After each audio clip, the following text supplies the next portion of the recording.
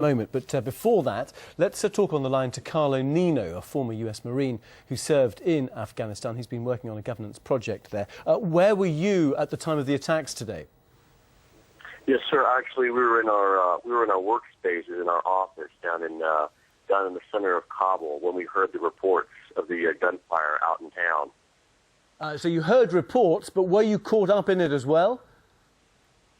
Well, actually, it's interesting because we were somewhere between the location of the target and the actual attackers themselves. So our buildings and our location was not actually harmed. We were not in the direct line of fire, but we were within proximity of it. Okay, and were you locked down, though, like a lot of embassies and other government buildings there? And what did lockdown mean for you physically? That's a good question. Actually, our security did put us into an immediate lockdown, and that meant that all of the Afghan national staff, to include the expats, had to travel down into the basement where we sought shelter.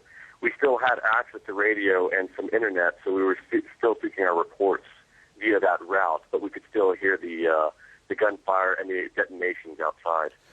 You've been in Afghanistan for many years. You know it well. Do you sense that ISAF is correct when it says that they think they have the Taliban on the run, or do you think this is just showing how strong the Taliban still is? I do believe that the Taliban is demonstrating this as a show of force, something to somewhat show the international community that they still have a presence in the area, and to be sure it wasn't an accident, that it was within proximity of September 11th. There's speculation that it was conducted during a time shortly after September 11th when security forces may have been more relaxed in their opinion. However, I think that they did show their ineptitude, but forces did respond well here. Well, you know, obviously, that there's going to be a drawdown and an eventual withdrawal of all NATO ISAF forces by 2014.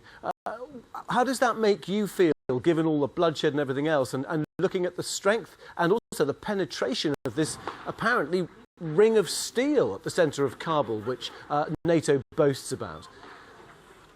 This is true, but I do believe that it would be a gross error on the part of the insurgency to underestimate the type of responsiveness in this area, despite any sort of withdrawal. There's a great command and control infrastructure that's here that still remains, but I think that that's what they were trying to accomplish, is to try to probe and see what is the strength of our command and control nature here in the area. All right, Carlo Nino, thanks very much indeed for speaking to us here on